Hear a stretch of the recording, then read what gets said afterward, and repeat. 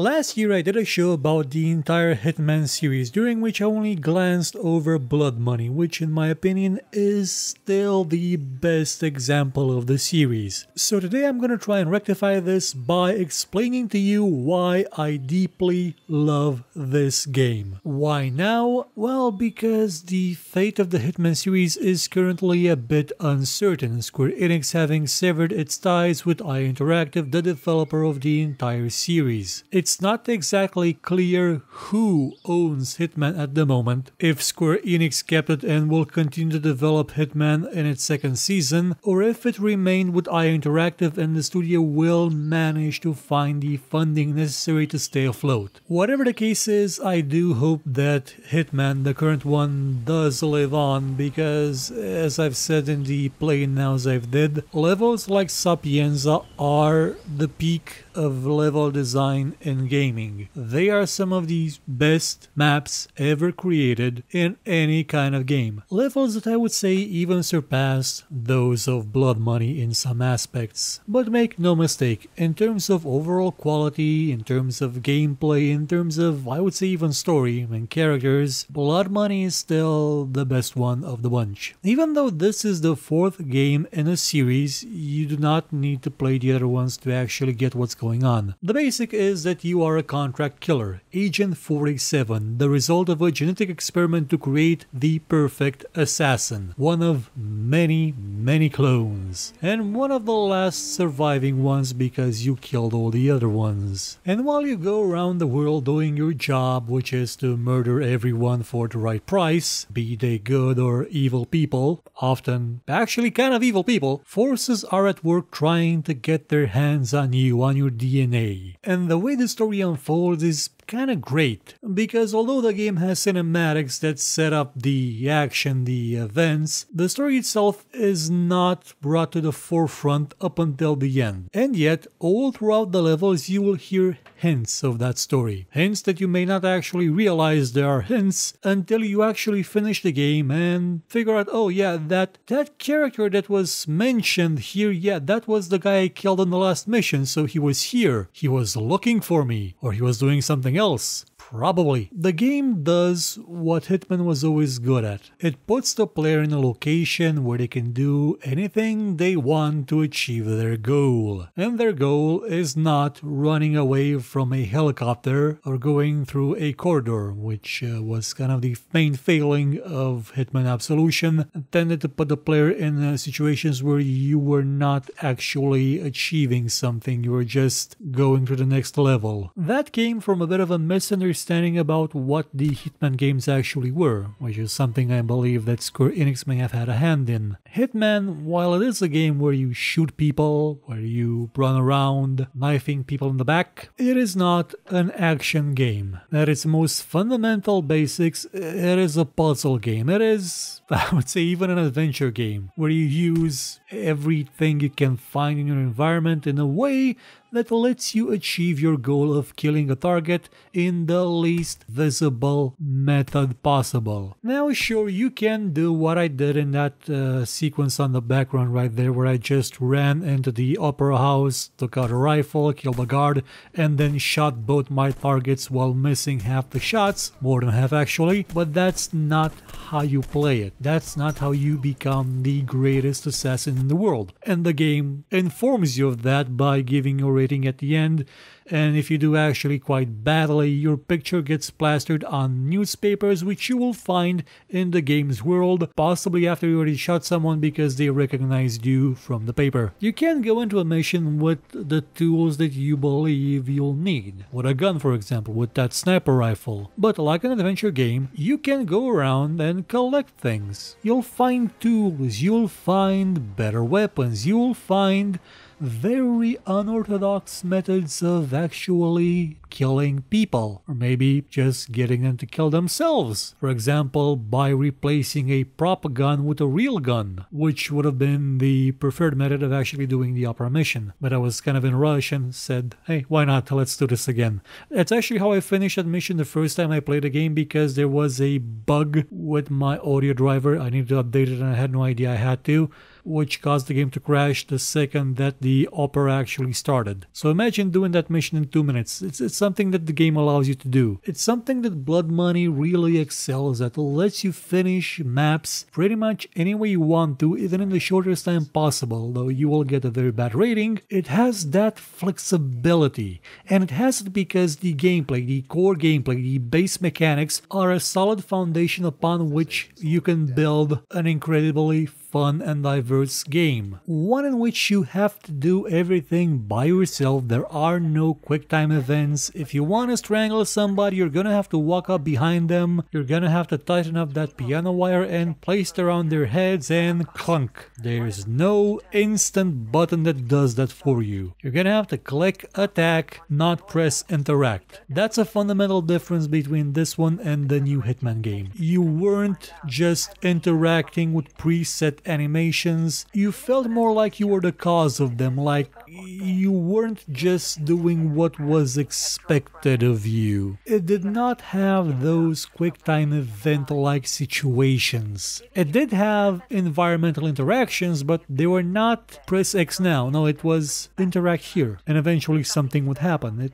It felt more natural. It felt more like you were in a world that existed, that was there, and wasn't just there for you and you alone. And that's all something derived from the mechanics, from the simple way you interact with your environment, with the other characters, which is something I cannot say about the last Hitman game. You know, the one where you can't throw knives, or you can't stab someone you've already sedated or knocked out. You can't do it, and it makes no sense why you could not do it. The body is there, just stab him, throw a knife at him. You can't. And this one you could. In Blood Money you could. In Blood Money you could do very bizarre things. For example, you could suicide someone by knocking them out and then dragging them into a swimming pool. They drown. They would actually drown. That's an attention to detail that may seem, well, yeah, of course they would drown in water if you place them in there, but not actually a lot of games would do that. Especially since even a lot of games in the Hitman series prior to Blood Money tended to take place in areas that weren't really well suited for that kind of lateral thinking. They were more oriented on infiltrating an enemy base, assassinating your target, and then getting away. Because just about every location in Blood Money is not a combat zone, you have more freedom. You have the ability to do things which would otherwise be impossible if you were just in a compound full of soldiers who would shoot you on sight. Now that doesn't actually make the game easier, because you have restrictions placed upon you as well by the fact that you're not in a combat zone. You are a professional killer and you are expected to act like that if you want a good rating. The game doesn't give you a fail state if you go around killing everybody, but it will make the next missions that much harder. Or in theory, it would make the other missions harder. The idea is that you don't really have the freedom to pull out your gun and just shoot someone the second you see them, because you will have witnesses. You will have people just going about their way, suddenly screaming and then running away, calling the guards, calling the cops, maybe even recording you. So you have to bide your time. You have to find the right path. You have to find the exact perfect moment to kill your target while dressed as a giant chicken. Yeah, the game can get a bit silly in certain places, but it kind of earned it. And it gets silly also because the AI sometimes tends to do questionable things like, oh look, I found the landmine. I'm gonna pick it up and take it with me. Well, okay, it's not the landmine, but it's sort of suspicious. So that's why they pick it up and they don't think, maybe this thing is an explosive. Perhaps I shouldn't pick it up. But they do anyway. You can actually use NPCs, well, the guards even, as vectors for killing your targets because they tend to pass right by them. I used to finish that mission with the wedding like that every time, because it was kind of fun to do it that way. There's also a way to kill one target by having him be run over by the FBI, which is always fun. That's one of the highlights of Absolution actually. You can kill a character by having him be run over by a ice cream truck. It's an Easter egg, but it's a fun one. Now, apart from progression and the map design and the variety of ways through which you can achieve your objective, Hitman Blood Money did one thing superbly right: the progression, which is again something that the later Hitman games did not do. Progression is based on unlocking things every second mission and then buying them if you have enough money. You can buy upgrades for your weapons until you modify them to the point where they resemble the original in name alone. You can purchase lockpicks to improve your ability to open doors that you shouldn't be opening. You can purchase better explosives. You sadly cannot buy additional syringes of poison and sedative, but you can pretty much buy anything because the game does give you quite a lot of money. This is the main failing of the game. Probably the only failing in my opinion.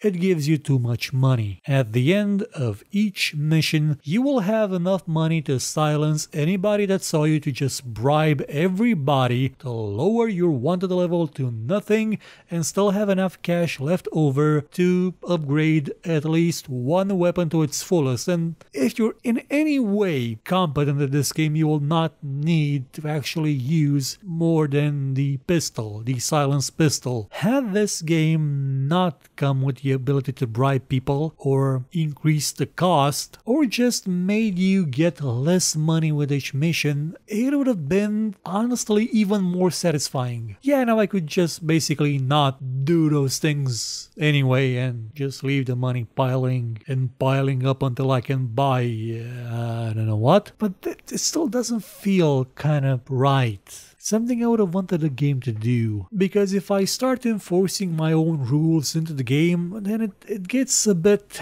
into that territory of, am I actually enjoying this game, or am I trying to find ways desperately through which I can actually justify me spending my time in it? You know, like finishing Final Fantasy with all black mages, all red mages, all white mages, instead of playing a much better game like Ultima 5. Though to be fair, there are mods that do exactly what I just said. I just kinda wish I knew about those mods when I played the game the first time about 10 years ago. Not that I encourage starting out on the highest difficulty with no rewards for your missions, but after a point you sort of enjoy this game. You enjoy the formula so much that you do want it to be more difficult. You do want more of a challenge from this exact formula, from this exact game, because you don't get tired of it. Yeah, it does take a lot of patience, it does take a lot of planning, but it is so rewarding. And each time you play it, you will, guaranteed at least the first 10 to 15 times, you will find a new way to achieve your objective. Which is again something that the last Hitman, named only Hitman, did right. It did it superbly. The progression where you unlocked weapons based on mastery levels that really didn't gel that well with anything